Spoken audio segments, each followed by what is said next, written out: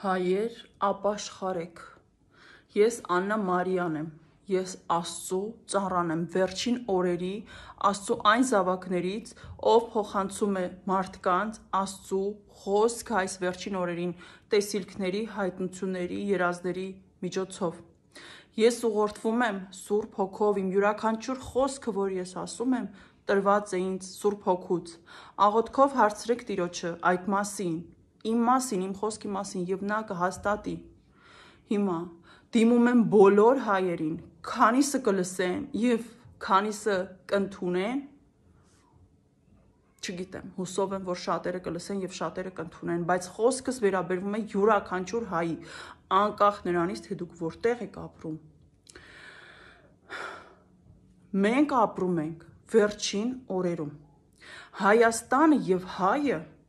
Աստծու ընտրյալ ժողովուրդ է, բայց լինել ընտրյալ լինելու մտքից ոչ թե պետք է գոռոզանալ, ոչ թե պետք է մտածել, որ դու ինչ-որ յուրահատուկ ես ու դու մի ուրիշ իրավունքներ ունես, պետք է հասկանալ, որ ընտրյալ լինելը դա ոչ թե գոռոզանալու, այլ խոնարհվելու եւ ընդունելու համար է։ Երբ դու ընտրյալ ես ինչ-որ բանում Աստծու կողմից, դու պետք է լինես խոնարհ եւ դու դա պարտավորվածություն է, դա պատասխանատվություն է լինել ընտրյալ։ Ոչ թե գոռոզանալ ու մտածել, մենք գիտեինք, որ մենք ընտրյալ ենք, ինչ լավ է։ Եթե դու ընտրյալ ես Աստծու կողմից, դու նաեւ պատասխանատու ես, դու նաեւ պարտավոր ես եւ դու ավելի շատ բան ունես անելու եւ քո ուսերին տանելու։ Յուրաքանչյուր հային է վերաբերում խոսքս։ Մենք ապրում ենք վերջին օրերում, աշխարհի ամենավերջին օրերում եւ շուտով Հիսուս Քրիստոսի եկեղեցու հափշտակությունն է։ Հավատաս դու դրան թե ոչ, համարես ինձ գիժ կամ հոգեկան կամ աղանդավոր, դրանից ոչինչ չի փոխվում։ Աստծո ճշմարտությունը չի փոխվում։ Հիսուս Քրիստոսը շուտով գալու է իր եկեղեցու հետևից եւ եկեղեցին դա նրա հավատարիմներն են, դա այն քրիստոնյաներն են, ովքեր պատկանում են Հիսուս Քրիստոսին, ամբողջությամբ իրենց հանձնել են Հիսուս Քրիստոսին, պատկանում են Հիսուս Քրիստոսին։ Եվ բոլոր այն մարդիկ, ովքեր կարծում են, որ իրենք քրիստոնյա են, բայց իրենց ամբողջովին չեն հանձնել Տիրոջ եւ իրենք չեն ընդունել Տիրոջ եւ չեն ապաշխարել, նրանք չեն պատկանում Հիսուսին, նրանք եկեղեցու մասնիկ չեն կազմում։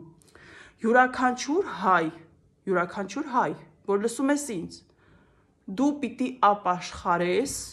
մեղքերի թողություն խնդրես Աստծուց, ներում խնդրես քո բոլոր սխալների եւ մեղքերի համար եւ ներես բոլորին։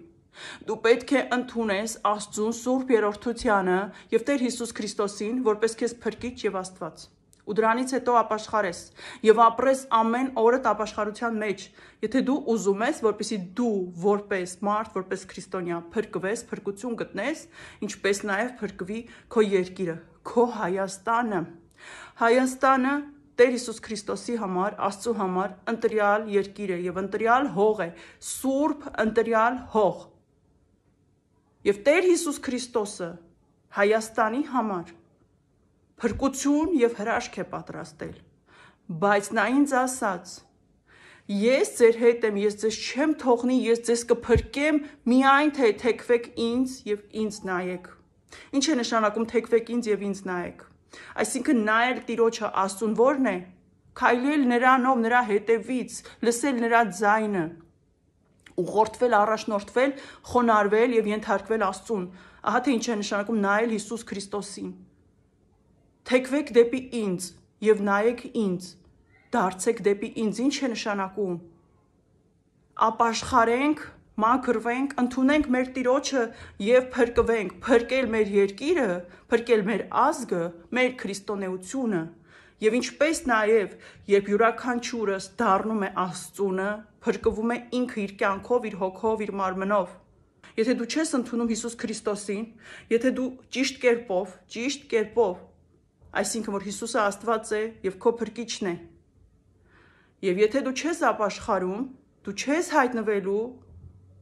դրախտում, դու չես հայտնվելու Աստծո թագավորությունում, դու չես փրկվելու, դու հավիտենական կյանք Աստծո կողքին չես ունենալու, դու գնալու ես դժոխք։ Ընդունես դու դա թե ոչ, դրանից ճշմարտությունը չի փոխվում։ Հիմա այն ինչ սպասում է Հայաստանին այս վերջին օրերին, հենց հափշտակությունից առաջ, ամենասարսափելին է։ Սատանան, որ ատում է հայ ժողովրդին իր քրիստոնեության համար, մեր հոգևոր եւ ֆիզիկական թշնամին, որ պատրաստել է մեծագույն, դաժանագույն ծուղակը եւ ինչպես ասեմ, հաշվեհարդար ասեմ, ինչ ասեմ, որ պատրաստել է Հայաստանի համար հաշվեհարդար հայի ու քրիստոնեության հետ, այն երազանքը եւ վճիռը, որ ունի սատանան, դա նշանակում է մահ հային, վերջ հայկական հետքը հայ հողի վրայից վերացնել, ինչպես նաեւ ջնջել, վերացնել հայ եկեղեցին։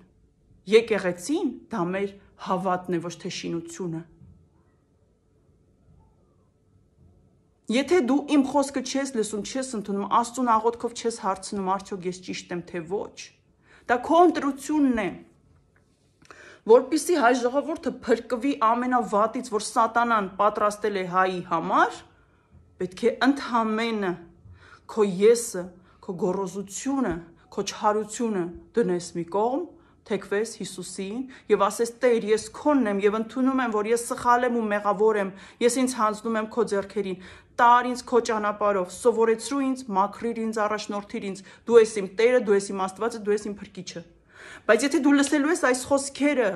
ու շարունակելու ես քո կյանքը այնպես ինչպես ապրում էիր, հետո դու ոչ ոքի չես կարողանալու մեղադրես։ Հիսուսը քեզ, հենց անձամբ քեզ իմ շուրթերով հենց հիմա ասում է ինչ է սպասում։ Հայաստանին բնաջնջում, հայ հողին հայից ազատում, հայ եկեղեցու քանդում։ Եվ շատ կարճ ժամանակ, որովհետև շուտով հափշտակությունն է։ Եթե չգիտես հափշտակությունը ինչ է, ես արդեն բացատրեցի, եթե չգիտես մանրամասները իմ ալիքում նայիր, որովհետև դու չես գտնի շատ մարդկանց, ովքեր այնքան մանրամասն կբացատրեն, թե հափշտակությունը, դատաստանը, դատերը ինչ են հասարակ խոսքերով եւ խոսքով, որը տվել է Աստված ինձ, դու այդպիսի մարդկանց շատ չես գտնի։ Ովքեր քեզ փոխանցելու են այն խոսքը, որը որ Հիսուսն է ուզում, որ դու լսես։ Շուտով հափշտակությունն է եկեղեցու, դրանից հետո գալու է հակաքրիստոսը նեռը, մարմնավորված եւ իշխելու է աշխարհին 3.5 տարի, եւ դրանք աշխարհի համար այն դաժանագույն տարիներն են, որը աշխարհը իր ստեղծումից մինչեւ հիմա չի տեսել։ Եթե դու ուզում ես մնալ այդ 3.5 տարիների մեջ եւ կամ սպանվել հանուն քրիստոնյա մնալու եւ փրկվելու, կամ ուղակի վերցնել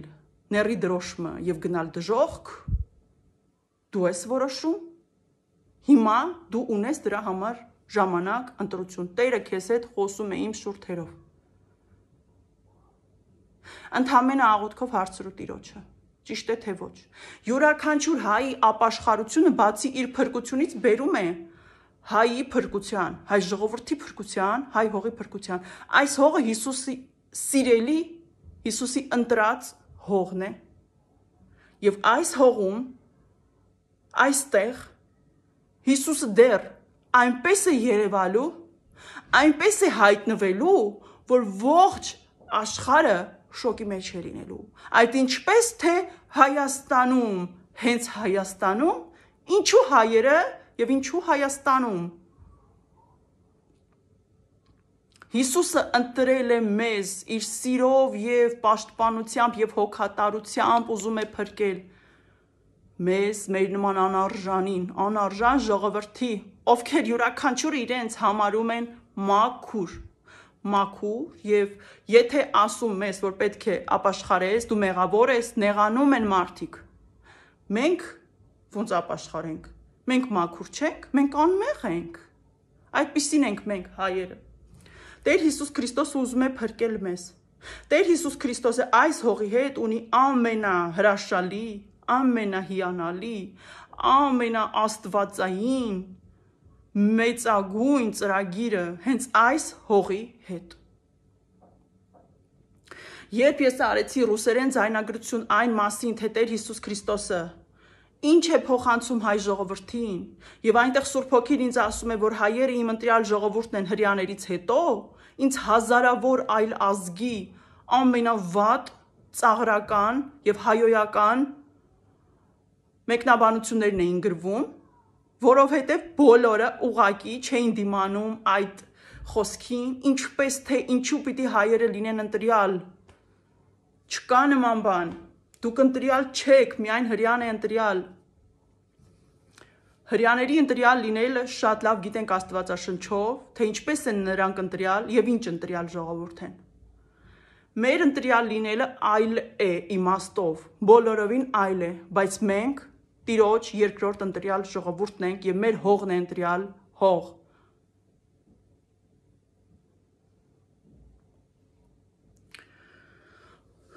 Այն նախանձը, որ տարբեր ազգեր ցուցաբերեցին ուղակի 1-2 օրում գրելով մի քանի հազար մեկնաբանություն, որ ինչու պետքա հայերը, ինչ ես խոսում, զառանցում ես, ստում ես, հայերը ինչի պետքա լինեն,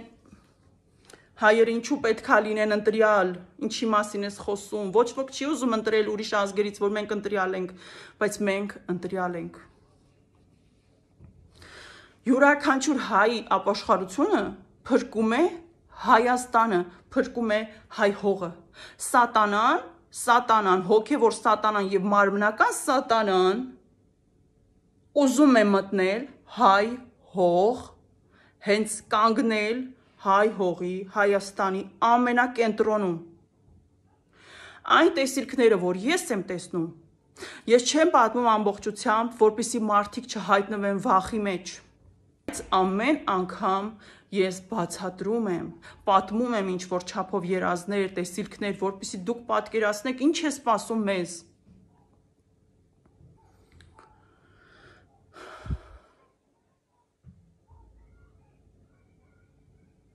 Մեր փրկությունը, ինչպես միշտ, այնպես էլ հիմա եւ հավերժ, աշխարհի փրկությունը եւ յուրաքանչյուր մարդու եւ յուրաքանչյուր ազգի փրկությունը Աստված է եւ Հիսուս Քրիստոսն է։ Դարձեք Հիսուս Քրիստոսին, թեքվեք դեպի նրան, հանձնեք ձեզ Հիսուս Քրիստոսի ձեռքերին, որպեսզի փրկվեք եւ դուք եւ մեր ողջ ազգը։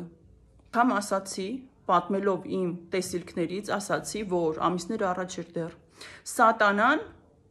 ֆիզիկական կերպով ուզում է մտնել այս սուրբ հողը, որովհետև շուտով Հակաքրիստոսը նեռը գալու է իշխանության եւ նրա աչքը եւ նրա ձեռքը պետք է հայտնվի հայ եկեղեցու վրա եւ հայ հողի վրա։ Առաջին քրիստոնյա երկրի եւ քրիստոնյա ազգի։ Բացի դրանից Արարատի վրա իջել է Նոյան տապանը եւ այստեղից սկսվել է ամեն ինչ, սա օրհնյալ հող է եւ Սատանան այդ ճշմարտությանը չի կարողանում դիմանալ, նրա երազանքն է, որպեսզի մեր երկրի կողմից իր ձեռքը դնի Արարատի վրա եւ ամբողջ Արարատի ստորոտին, լանջերին եւ հայտնվի այդ տարածքում եւ Սատանան, չարը, Թշնամին կլինի իր ֆիզիկական զորքով, թե հոգևոր զորքով, միևնույն է, իր նպատակն է հայտնվել Հայաստանի մեջ, որպեսզի նրա զորքերը դա կլինի խաբելով, թե պատերազմով, որովհետև Հայաստանի համար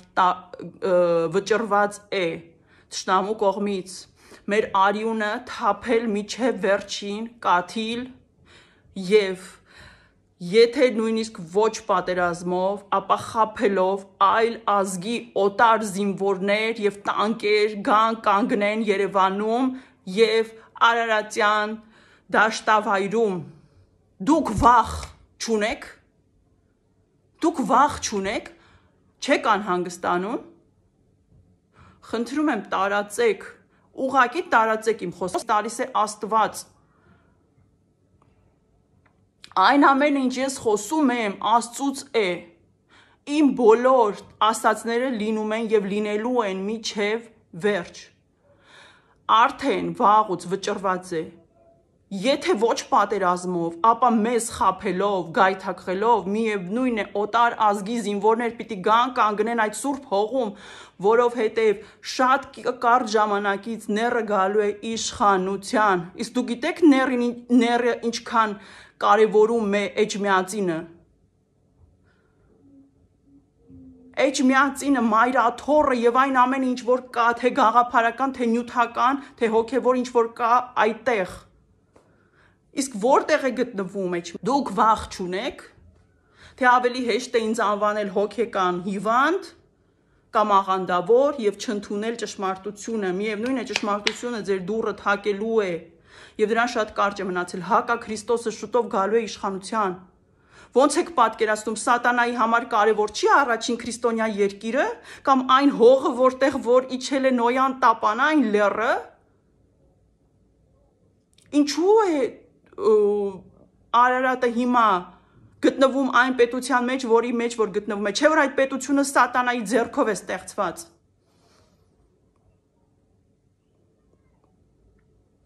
Մտածեք, սա որ տարածքն է։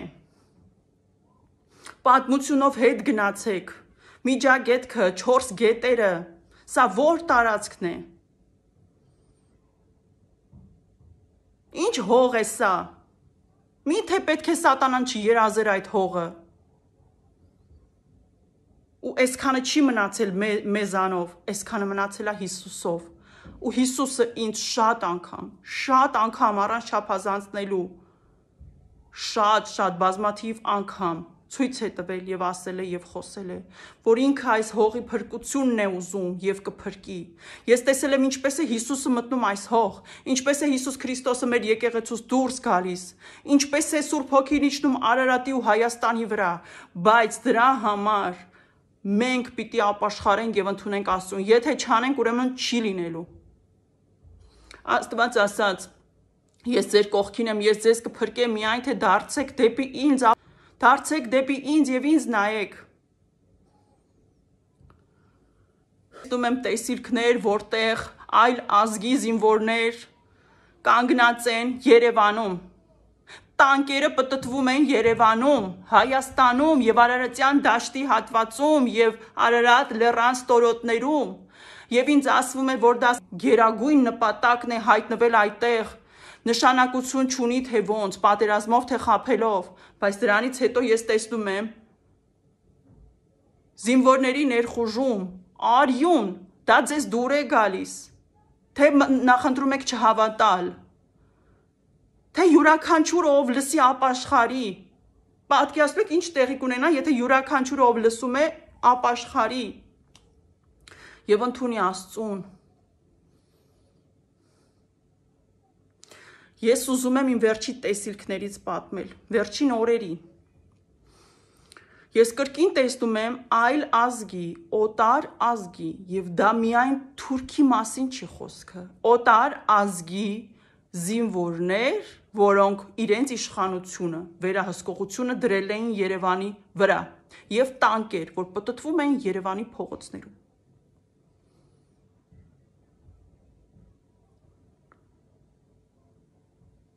Դժվար է ապաշխարելը,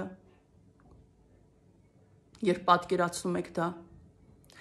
Ես տեսնում եմ, ինչպես է Հիսուս Քրիստոսը սպասում առաքելական եկեղեցու այն գործողություններին, որը ինքն է ուզում, որ առաքելական եկեղեցին անի, եւ ուզում է, որ հենց առաքելական եկեղեցին անի։ Ես ոչ մի եկեղեցու դեմ ոչինչ չունեմ։ Ես ոչ ոք եմ, որ ինչ որ եկեղեցու դեմ խոսեմ։ Ես ուղղակի ոչ ոք եմ, որպեսզի ինչ որ եկեղեցու դեմ խոսեմ։ Մեզանից ոչ ոք իրավունք չունի ինչ որ եկեղեցու դեմ խոսի, ինչ որ ցանկացած եկեղեցու, որովհետև միայն Աստված է դատավոր եւ Տերը գիտի ով է ճիշտ, ով է սխալ։ Բայց առաքելական եկեղեցին Աստծո համար սիրելի եկեղեցի է։ Տեր Հիսուսն է ինձ ասել, Սուրբ Հոգին, առաքելական եկեղեցին Աստծո համար սիրելի եկեղեցի է։ Անկախ նրանից, թե ինչ սխալներ կան այդ եկեղեցում, կամ ինչ է, ովքեր են սխալ, կամ ինչ են անում, ինչ է արվում, ինչ պիտի արվի, որ չի արվում, միևնույն է, առաքելական եկեղեցին Աստծո սիրելի ընտրյալ եկեղեցի է։ Եվ Աստված սպասում է իր սպասավորներից, իր ծառաներից, իր որդիներից վերջին ժամանակների ակտիվ նվիրված ծառայություն։ Ես տեսնում եմ տեսիլք, որտեղ տեսնում եմ, որ Տեր Հիսուս Քրիստոսը սպասում է, որ այս վերջին ամենադժվար օրերին եւ այս կյանքի ու մահու մեջտեղում գտնվող Հայաստանի համար առաքելական եկեղեցու սպասավորները ծառայեն այնպես, որպեսզի ժողովրդին բերեն փրկության, որպեսզի ժողովրդին շատ ակտիվ կերպով կարճ ժամանակում բերեն դեպի Աստված։ Ես գիտեմ, որ առաքելական եկեղեցում, ինչպես ամենուր, կան խոնարհաբար, հավատարմորեն, ճշմարիտ զավակներ եւ կան զավակներ, որ չեն ծառայում այնպես, ինչպես Տիրոջ կամքն է եւ չեն ապրում այնպես, ինչպես Տիրոջ կամքն է, բայց ես փոխանցում եմ այն, ինչ որ Աստված է ուզում։ Տերը նրանցից սպասում ունի, մեծ սպասում ու հենց նրանցից Աստված հենց առաքելականից մեծ սպասում ունի Հայաստանի համար։ Բայց ես չտեսա իմ տեսիլքում, որ նա իր սպասումը արդարացրած կերպով ստացավ, տեսավ։ Ես չտեսա, Աստված սպասում էր, բայց ես չտեսա, որ եկեղեցին արեց այն, ինչ որ սպասում էր Աստված։ Հեշտ է ուղղակի ասել սա ով է, այս աղջիկը ով է, ինչ է խոսում, հեշտ է ասել, դժվար է անել Աստծու կամքը։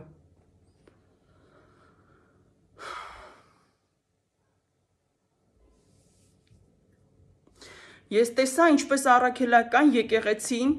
չէր անում այն, ինչ որ Տերը ուզում էր, իսկ Տերը ժամանակ չուներ, այս վերջի օրերի մեջ Տերը աշխարհի համար ժամանակ չուներ, այնքան արագ էր ամեն ինչ տեղի ունենում, եւ ես տեսա այդ մեր երկրում հայտնվեց մի պահ, որ մարդիկ ինչ որ առաջնորդ էին ուզում եւ ժողովուրդը պատկերացրեք միլիոնավոր ժողովուրդ դուրս եկավ,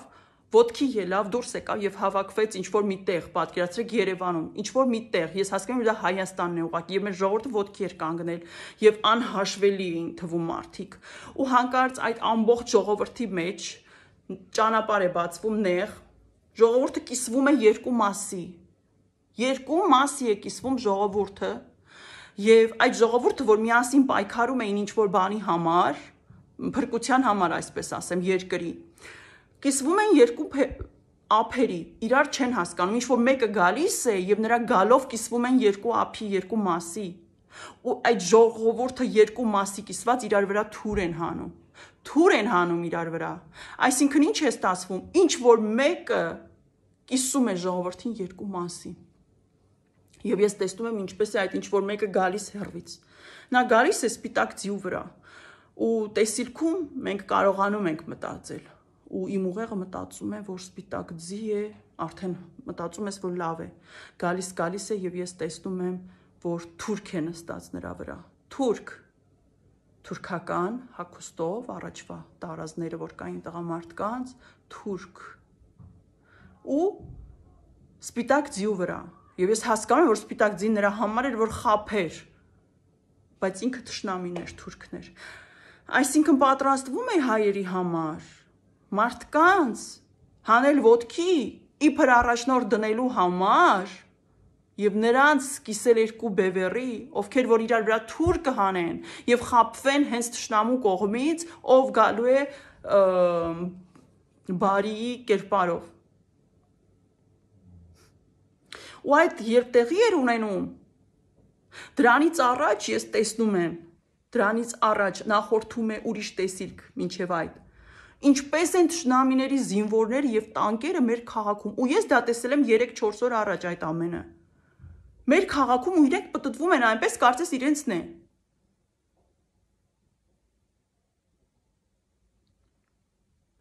Ու ժողովուրդը ինչ որ փրկություն է փնտրում, մարդու մեջ, փոխարեն Աստծու մեջ փնտրի, մարդու մեջ ենք փրկություն փնտրում, ու մարդը գալիս է խաբելու։ Եվ ես տեսնում եմ սպիտակ ձիու վրա թուրք։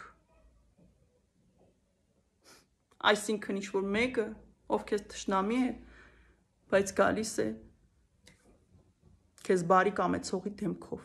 ու ժողովուրդը ոտքի է կանգնում եւ կիսվում երկու բևեռի եւ իրար դեմ թուր հանում, ու դրանից հետո տեսնում եմ ինչպես է Հիսուսը սպասում, որ առաքելական եկեղեցին պիտի մեծ գործողություն անի եւ նայում է իր որդիներին, իր սպասավորներին, որ նրանք պիտի մեր ժողովրդի հետ աշխատանք տանեն, աշխատեն, բայց չի տեղի ունենում դա, եւ ինչ որ Հարցակումների պես ինչ որ մի վատ բան է սկսվում առաքելական եկեղեցու հանդեպ, չարի կողմից, եւ ամեն ինչ խառնվում է իրար, եւ ես տեսնում եմ հոգեվորականների, ովքեր նույնիսկ փախնում են, որ փրկեն իրենց կյանքը, եւ ամեն ինչ խառնվում է իրար, ու այդ պահին գալիս է հափշտակության գնացքը։ Գալիս է հափշտակության գնացքը, բայց որ ամենատպավորիչն էր, ես տեսնում եմ, որ առաքելական եկեղեցին եւ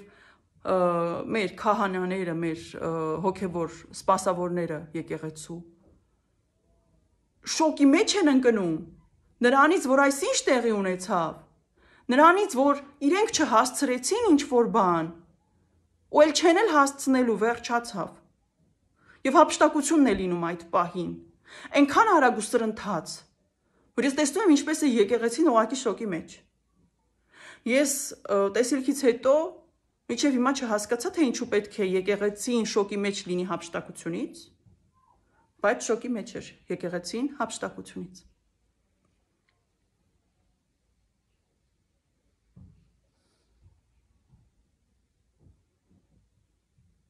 Եվ ես տեսնում էի, որ եկեղեցին պայքարի մեջ էր փրկվելու եւ որպես ուղղակի մեր եկեղեցի եւ նաեւ որոշ սպասավորներ հոգեվոր ու ֆիզիկական պայքարի մեջ էին։ Տեսիլքներ եմ տեսնում Հիսուս Քրիստոսին Հայաստանում եւ Հայաստանի վերևում։ Եվ նա ինձ ամեն անգամ ցույց է տալիս, որ ինքը պիտի հայտնվի Հայաստանում։ Մարդիկ կան, լսել եմ, ասում են հափշտակության ժամանակ Հիսուսին տեսնելու են կամ ինչ որ գալու ժամանակ Հիսուսին տեսնելու են Հայաստանից սկզբում։ Երբ Հիսուսը գա դատելու եւ իջնի երկիր, ամբողջ երկրագնդից Հիսուսը երևալու է, չի կարող Հայաստանից երևալ։ Բայց այո, մեր Տեր Հիսուս Քրիստոսը, մեր Աստվածը, մեր Փրկիչը ունի հրաշալի, անպատկերացնելի ծրագիր, այսպես ասեմ, աստվածային ծրագրի մի մաս, որ վերաբերում է եւ Հայաստանի փրկությանը եւ հենց հայ հողին։ Թե հիմա, թե միջև հափշտակություն եւ թե այն ժամանակ, որ Տերը կգա երկիր։ Հայեր, արթնացեք չարի տված քնից, թմբիրից, արթնացեք, մի մոռացեք, որ դուք քրիստոնյա եք, մի մոռացեք, որ այս ամբողջ պայքարը դարեդար, որ եկել է, արյուն է թափվել, սերունդներ են զոհվել, զոհաբերվել, հողերն են կորցրել, մի մոռացեք, այս ամեն ինչը չարի ու բարու կռիվն է եղել, սատանան ատել է մեզ եւ ատում է, եւ մինչև հակաքրիստոսի գալը սատանան շատ մեծ որոշում վճիռ ունի, որ պիտի իրականացնի։ Սատանան որոշել է զոհաբերել, մատաղ անել մեզ հակաքրիստոսի գալուց առաջ։ Ես ուզում եմ պատմել իմ երեկվա տեսիլքը ու այսքանով ավարտել այս տեսանյութը։ Արդեն մի քանի անգամ տեսել եմ ինչպես է սատանան որոշել, որ պետք է Հայաստանին զոհաբերեն, մատաղանեն սատանայի համար։ Ու դա ոչ ոք չի կարող փոխել բացի Հիսուս Քրիստոսից։ Ոչ ոք չի կարող փոխել բացի Հիսուս Քրիստոսից։ Հայաստանին, հայ ժողովրդին, առաջին քրիստոնյա ժողովրդին եւ Աստծո ընտրյալ, դրախտային, սուրբ հողի ժառանգներին սատանան իր ողջ չարությամբ եւ իր ողջ վրեժխնդրությամբ որոշել է վերջին օրերին մատաղ անել։ Մատաղ անել։ Մեր արյունն է ուզում սատանան, որպես մատաղ, որպես զոհաբերություն հակաքրիստոսի գալուց առաջ։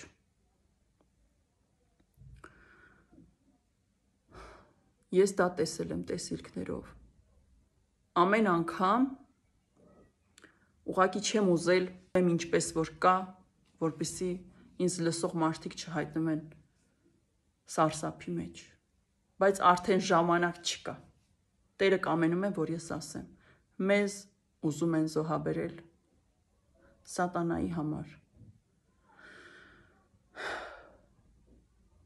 Ուզում եմ ասել, որ նաև նախորդ պատերազմն է եղել զոհաբերություն սատանայի համար,